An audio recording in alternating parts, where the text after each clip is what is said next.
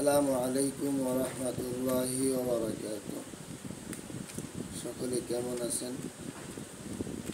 আলহামদুলিল্লাহ, শুকরিয়া জানাই সেই মহান রব্বুল আলামিনের দরবারে, যিনি আমাকে সুস্থ রেখেছেন অসংখ্য অগণিত নিয়ামত দ্বারা।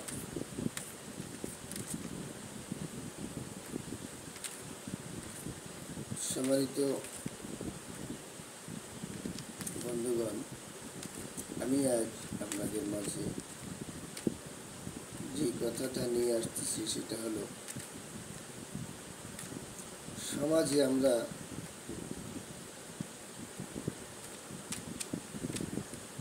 কোন জায়গাটায় চলে গেছি। কোন পর্দাশীল নারী যদি সে ভালো থাকতে চায়, নারীদেরকে আল্লাহ তাআলা এমনিতে একটু দুর্বল করে সৃষ্টি করেছেন। তারপরে আল্লাহ তাআলা নারীদেরকে সম্মান দিয়েছেন। এই সম্মানটা আমরাই তাদের সম্মান যদি নষ্ট করি, তাহলে কাল কিয়ামতের ময়দানে মুখ দেখানোর মতো বা হিসাব দেওয়ার মতো হইলে আপনার আমার থাকবে? তো অবশ্যই থাকবে না। যাই হোক, আমাদের সমাজে এমন কিছু মানুষ রয়েছে, এমন কিছু ব্যক্তি রয়েছে যারা কিনা সাদা কাপড়ের মতো নিজেরা নিজেদের জীবন জিন্দেগিটা চালাইতে চায়। হতে পারে এর ভিতরে অসহায় নারী বা পুরুষ।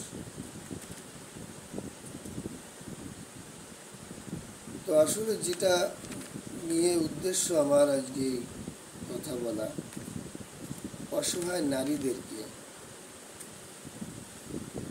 আমরা তাদেরকে ভালো থাকতে আর দিতে চাই না, এমন একটা পরিস্থিতি আমাদের মাঝে বিরাজ করছে।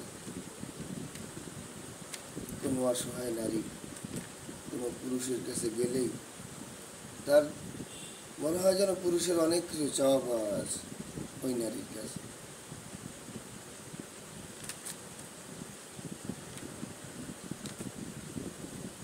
আমরা মুসলিম দাবি করি, মুসলিম ঘরে জন্ম আমার,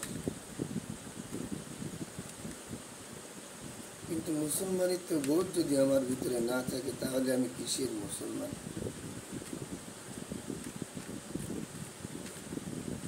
এরা হাজিরিন, আমাদের সমাজে এমন কিছু লোক আছে যে অসহায় নারীগুলো তাদের কাছে গেলে, হতে পারে মন্ত্রী, মিনিস্টার, এমপি, চেয়ারম্যান, মেম্বার, এর থেকে এরকম ধরনের কর্মস্থলে যারাই রয়েছে, তারাই কেমন যেন ওই অসহায় নারীদেরকে বা অসহায় মানুষগুলোকে জিম্মি করে রাখে। বিশেষ করে অসহায় নারীদেরকে কেমন যেন তাদের প্রতি একটা অধিকার রয়েছে, ওই নারীদের প্রতি তাদের একটা অধিকার রয়েছে, তেমনটাই মনে হয়। যে অপরিচিত বা পরপুরুষ যাদের সঙ্গে দেখা করা হারাম, চলাফেরা করা হারাম, এমন ধরনের কিছু মানুষ যদি তার কাছে যায় কোনো দরকারে বা কোনো প্রয়োজনে, বা কেউ কেউ এমন কিছু প্রস্তাব দিতে চায়, মহিলাটি রাজি হয় না, তখন ওই মহিলাটা বা ওই মহিলাকে খারাপ করার জন্য এমন কিছু মন্তব্য ছড়িয়ে দেয়, যেটা মানব সমাজের ভিতরে, মানুষের ভিতরে চলতে গেলে ওই মহিলা যেন বেইজ্জতি হয়, আবার তার কাছে যেন এসে পাও ধরে, অর্থাৎ জিম্মি করে রাখছে। বলুন তো, ঈদের হাত থেকে পরিত্রাণ পাওয়ার কি উপায় আছে? কেননা এলাকার চেয়ারম্যান, মেম্বার, মোড়ল মাতব্বার থেকে শুরু করে যত দূর রয়েছে, অসহায় নারী যদি কারো কাছে যায়, বিধবা হোক বা গরিব, অসহায়, মিসকিন জাতীয় যে সকল নারীগুলো রয়েছে, মা বোনেরা রয়েছে, নিজেদের বউ বানাতে চায়, বুঝছেন? আমরা সকলে চাইলে এগুলো প্রতিরোধ করতে পারি, কিন্তু এখন আমি বলবো যে আসুন আমরা সকলে এগুলোর প্রতিরোধ গড়ে তুলি। আমার কিছু ভাইয়েরা থাকবে যারা কিনা বলবে যে তোর ওটা করার দরকার, অমুকের করতেছে, অমুকের করে, তোর কি করতেছে? আমরা কি এগুলো থেকে একটু পরিত্রাণ পাইতে পারি না? ভুলে যাবেন না ভাই, আজকে যে পুরুষটা আপনার সামান্য কথার জন্য উস্কানি পাচ্ছে, যে মেয়েটার ক্ষতি আপনারা করতেছেন বা আমরা করতেছি, আমি বলি যে একটা আঙ্গুল যদি আমি কারোর দিকে দেই, বাকি 3টা আঙ্গুল আমার দিকে ফিরে থাকে, এই শাহাদাত আঙ্গুলটা থাকে উপরের দিকে আল্লাহকে সাক্ষী রেখে, এই এক আঙ্গুলটা 3 গুণ ফেরত দেয় আমাকে। আমি এটা বিশ্বাস করি এবং বলিও তাই।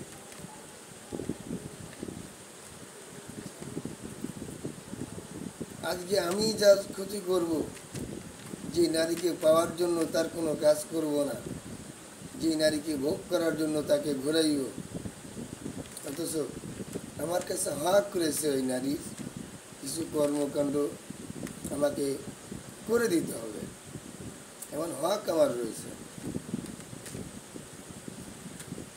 এটাই যদি আমি করতে যাই, নারীর শরীরটা চাই, কেমন ভাবে নারীদেরকে ইবাদত করতেছি আমরা। এখানে আমার সাধারণ জ্ঞান অনুযায়ী আমরাই দেখি যে আল্লাহ তাআলা বলছেন নখলকাল ইনসানু দাঈফা, মানুষদেরকে দুর্বল করে সৃষ্টি করেছেন, কিন্তু এখানে দেখতেছি যে কতগুলো অসহায় নারীদেরকেই আল্লাহ অতিরিক্ত দুর্বল করে সৃষ্টি করেছেন, সাথে পুরুষদেরকে। কিছু পুরুষদেরকে তো আল্লাহ সৃষ্টি করেছেন, এটা কোরআন হাদিসে আছে কিনা আমি জানি না, আমি অতদূর ঘুটি নেই, এটা মনের আবেগে দুঃখে বলতেছি, হিজলা রূপে সৃষ্টি করেছে, যারা মানুষ রূপের, কি বলবো, বলার ভাষা আমার আসছে না, যে অন্যায়টা দেখেও বুঝেও তারা কিছু বলে না। আসুন, কোরআনী সমাজ গড়ার লক্ষ্যে যেই নারীটা বা যেই পুরুষ এমন জিনার কাজে লিপ্ত হবে, বিবাহিত হোক আর অবিবাহিত হোক, আমরা একটু কোরআনে আইন বাস্তবায়ন করতে চাই, আমরা একটু কোরআনের আইন বাস্তবায়ন করতে চাই।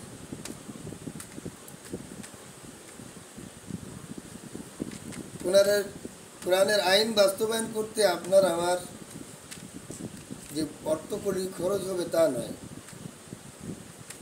শুধু আপনার আমার মেধা, শক্তি, সাহস, হক কথা বলার মতো হিম্মত থাকার প্রয়োজন। হিম্মত আমাদের সবার আছে, কিন্তু যেটা দেখি বাস্তবে প্রভাবশালী লোকদের সামনে নয়, যারা গরিব অসহায় তাদের সামনে যেই আমরা হক কথা বলি, বিচারাদি করি, আর যখন কোনো প্রভাবশালী লোক আসবে তাদের সামনে যেই যেমনটা আল্লাহ তাআলা বলেন কাবরা মাকদান ইনদাল্লাহি আন তাকুলু মা লা তাফআলুন, যেন আমি যেটা করি নাই সেটাই করি, আমি তার কাছ থেকে সম্মান পাচ্ছি। আরে ভাই, সম্মান দেওয়ার মালিক কে? আয়াবতাগুনা ইনদাকুমুল ইজ্জাতা ফা ইন্নাল ইজ্জাতা লিল্লাহি জামিআ, সম্মান তো আল্লাহ তাআলাই দিবেন। তো আসুন আমরা কোরআনের আইনটাকে বাস্তবায়ন করার জন্য যার যেই মেধাটুকু আল্লাহ দিয়েছেন, যার যেই জ্ঞানটুকু আল্লাহ তাআলা দিয়েছেন, আমরা সেই মেধা এবং জ্ঞান অনুসারে নিজেদের জীবন জিন্দেগিটাকে চালাই, নিজে বাঁচি, নিজের আহলে পরিবারদেরকে বাঁচাই, নিজের মা বোনদেরকেও বাঁচাই। আসসালামু আলাইকুম ওয়া রাহমাতুল্লাহ।